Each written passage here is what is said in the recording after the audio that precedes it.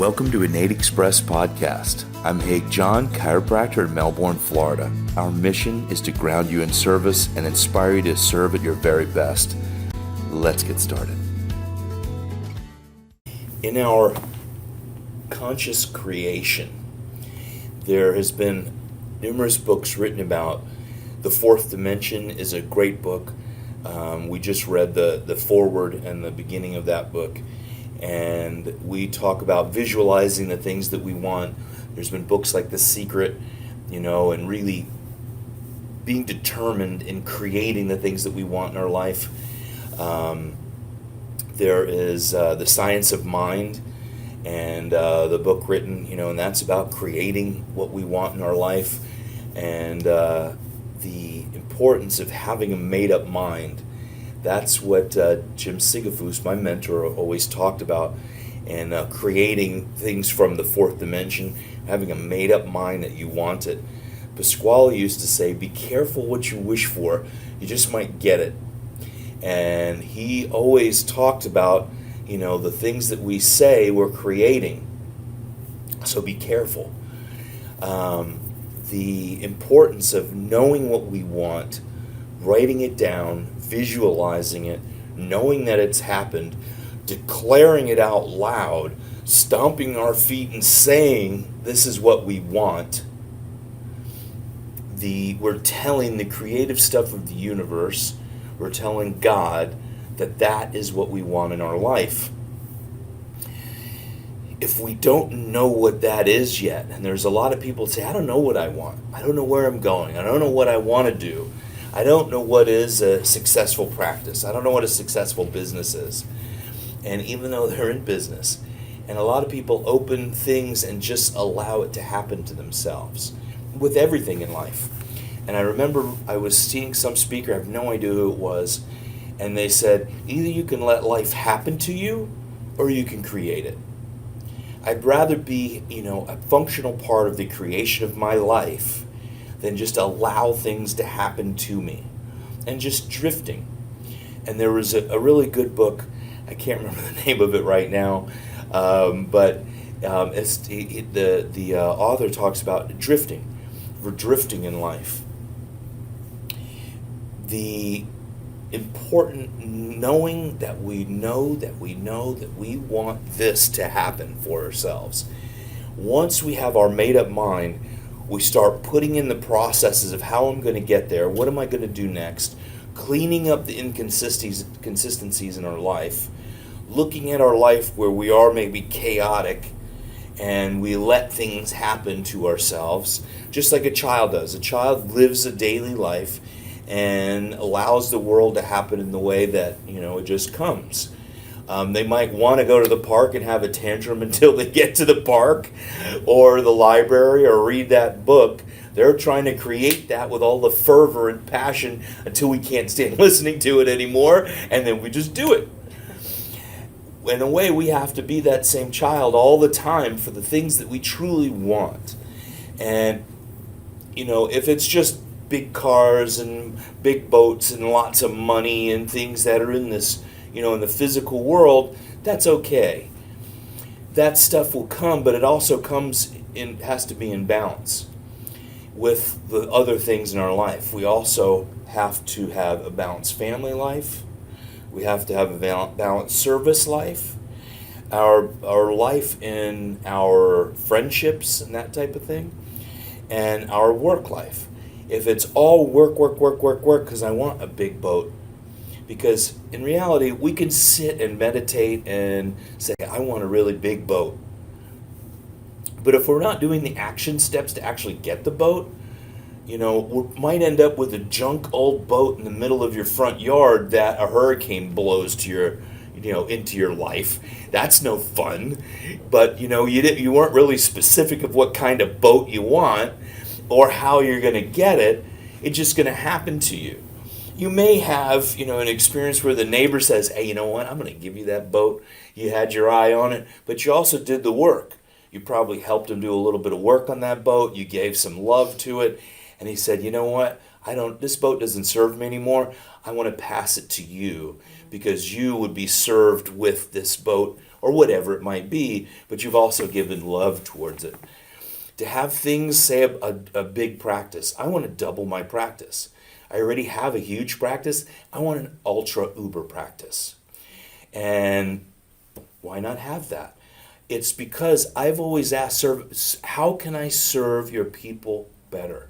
How can I serve your people better? Asking God, how can I serve your people better? And, I've always really felt in my heart, you're doing it. Keep doing what you're good doing. Keep on keeping on. Now I feel in my heart, I am doing it. That is how we're doubling our practice. To have an uber practice. To serve as many people as I am. I don't care spiritually, not physically, but not physically, but how I spiritually serve the people. And we're ready for that now. I see the number. I want 1,000 people a week. 1,000 people a week. We're just doubling what we do a day, right? That's okay. Perfect. Do I want to do that out of my own self-esteem or ego? I want to do it because I want to serve the people. I also want to do it. I want to know what it feels like. I want to know what that's like. It is a little bit selfish, but I think we have to have that. I want to know what it's like to have a really nice boat.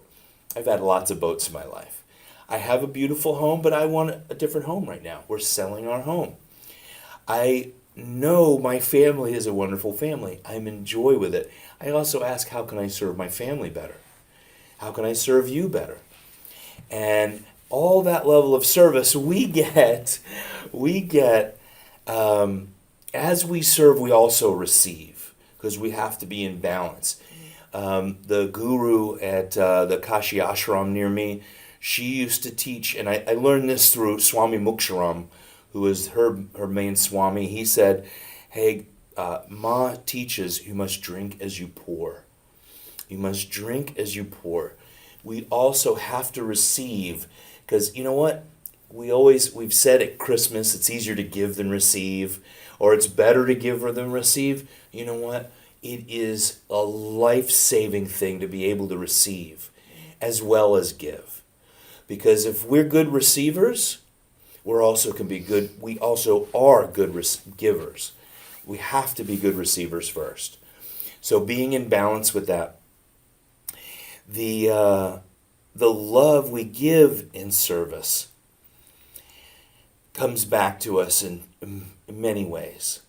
How do we get to these things? Like, say we want a boat, we want a new car, we want that new house, we want a bigger practice, more people to serve, a bigger congregation, whatever it might be. First, we create it in that fourth dimension. The fourth dimension is the spirit realm. We live in the third dimension. How do we get it from the fourth dimension to the third dimension? And this book, The Fourth Dimension, by Dr. David Yonggi Cho, who's a pastor in Korea, is a good insight to it. The Proverbs are also a very important one as well, reading the Proverbs in the Bible. And I was told by Sigafus to read them as they relate to the day of the month. Visualizing it, seeing it first, speaking it out into existence, knowing that it's created, and acting as if it is already here. If I see 199 people and I want to see 250, I fill in those 51 adjustments in the spiritual realm and I see them adjusted. I speak the words, I see 250. I might have adjusted 199, but I see 250. And I am actually seeing those people within my visualization. If we talk about imagination, where is that? That's not just in between the ears. That is in the spiritual world. We're able to imagine something. We are seeing that from a gift and energy from the spirit realm, from God, and we're creating that in our imagination system. Why do children have such beautiful imaginations? Because they're not clouded by the earthly. We're clouded by... I'm going to tell you a story. My mother, when I was a child... I'll start at the beginning. I had someone that was working for me. His name was... I'll just call him David. I won't use his real name. And we were talking about this type of stuff. And this is years and years ago. We were rebuilding my old office where my old office was. We were resurrecting this 1917 building together and had him living in the house with me. And he said to me, he said, Haig, you live abundantly. Why don't you go and buy yourself a Lamborghini? And I said, oh, I'll never have a Lamborghini. And I said those words out of my mouth. And I said, why in the world did I just say that? Why did I say that? I don't talk about that. I've never mentored anybody in that way. It was an old voice coming from me. And immediately I remembered the moment. And it was my mom said, and I was probably driving her berserk through the day. Okay, I remember the moment. But the whole day, I was probably driving her nuts. I had her probably last nerve. And I said, I want a Lamborghini. And that's when the Lamborghini Countach was, very popular in the 70s and all that stuff, or whatever year that was. But I was a little kid. And she said, those are pipe dreams. You're never going to have them. Ah, rah, rah, rah. And she ranted and raved. And that stuck in my physiology. And I labeled it and I spoke to him about that. And I said, you know what? My mother said that to me as a kid. And that's where that came from. The very next day, Lamborghini of Palm Beach asked me to come and drive Lamborghinis in their Lamborghini experience at the Four Seasons. They'll feed me and my wife, and they were going to drive Lamborghinis for the day. And I said, absolutely, I'm coming down to drive Lamborghinis. The very next day, I pinpointed the moment that I had a lack in my consciousness. They called me and said, let's drive Lamborghinis for the day. And my wife drove that thing. She was worried. She was fearful. I don't know what to do. Should I drive this? And we've spent a little time at the Four Seasons, and I know the valet's there. We were talking about it, and my wife, she tore out of that driveway like a bat out of hell, and I was so proud of her. And we had so much fun driving Lamborghinis all day. And I realized I don't really want to own a Lamborghini. I just want to drive theirs. So I got the Lamborghini stuff out of my consciousness, and I'm done with it. I'd rather have a car I could drive my kids around in. So that was my Lamborghini experience. But that was the fourth dimension immediately. God saying, okay, here you go. You've done some work. You've done not all your work. You haven't reached all your goals, but I'm going to give you a bonus. Here, go drive it. There's so many things like that in my experience. We have 42 windows in our building, and I replaced them all in that old 1917 building. I woke up one morning, 7 o'clock in the morning, go down to the Habitat for Humanity, their resale shop for building equipment, and you have 2 windows waiting for you, is what I saw in my consciousness. And having custom windows are about $1,000 each. These were I got them both for $75 total. And those windows fit in a very odd shape in my building. It was perfect for the moment. So if we listen to the consciousness, we create it, we declare it. I'm going to tell one more. I had friends tell me, hey, why don't you just settle for, a wife? It was my friends, and I think I told the story before on this podcast, but that, I want who I want in my life. I have the right exact person that I need for myself, and that is it, and final. And she appeared on a mission trip in Brazil, and we were seeing 800, 1,000 people a day serving, at our absolute core. You realize there's no time to think when you're seeing that many people. You're just serving through God. And she appeared. And my adjusting partner, while we were there, she said, hey, there's no such thing as oceans or mountains if 2 people are meant to be together. And within a year, she moved to Florida from Brazil, and we were married within a few months. And the right exact person who I was meant to be with was there. So as we create these things, and I said that passionately, I said, I will not settle in my life. The right exact person will be with me in my life, and that is it. So we declare it to Spirit, we mean it, and then there is nothing else in our way.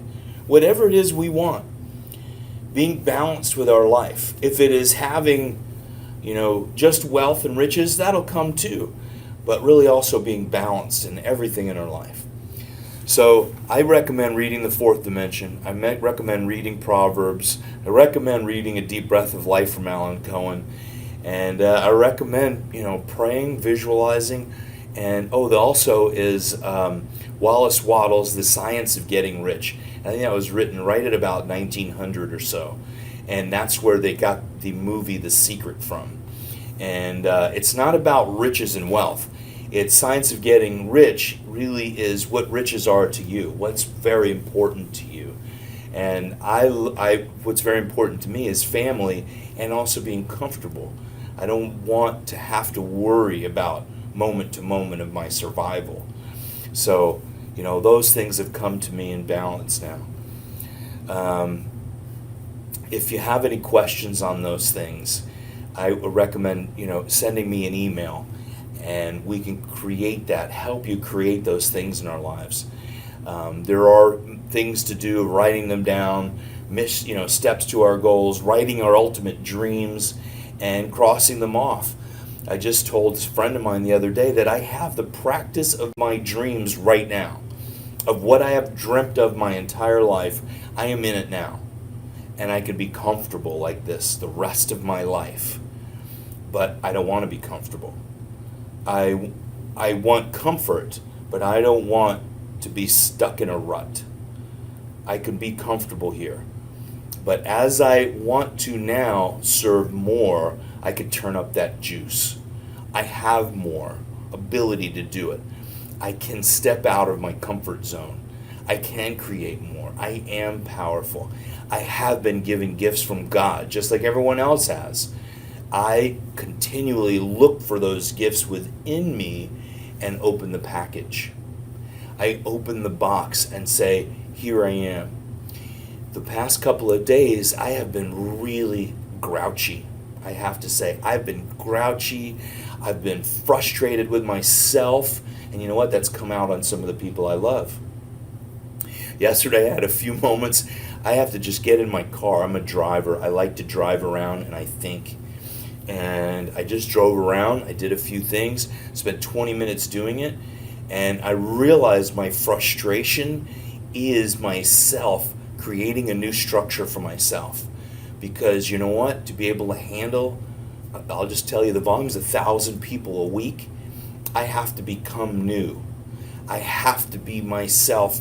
I have to create, Pasquale would say, a new structure within myself to be able to handle that. I have to renew myself. All the stuff and junk and fears that I have of that level of service, I have to push out of the way. And you know what? I was fearful. I thought, can I do it? Am I able to do it? Am I capable of it? My arms hurt today. My knees hurt today. I think all those aches and pains were the fear. I had that moment. Once I realized that, what is it that I have been so agitated about? And it was the fear of this next step. I'm getting uncomfortable. And that's a good place to be. Of course, I apologize to my wife. I told her exactly what I am feeling and where it came from. And this is my revelation that this is a new time, a new self, and I have to be renewed, and it's not easy. When the body heals from an injury, you know what? It hurts. When nerves heal, sometimes it hurts more after an adjustment because your body now is kicked into healing. For me, it hurts. I've got to churn up the old garbage, the old self, to become renewed to be the next person. And what is renewed? Babies come out in this world nude. They're naked. So that renewed is a rebirthing to a new self. So today is the day. I declare it right now. I am 1,000 people a week. I declare it in this moment. All the things I have, I'm ready to be renewed. I am that new structure. I am ready to take those steps. I am stepping forward out of myself. I am open to receive from God. I am for all the things that I don't know that I am yet. I am. I am love. I am love. I am service. I am Haig. I am a husband. I am a father. I am a chiropractor. I am the boss. I am the server. So today is the day, and I love and I appreciate you. You too. Thank you.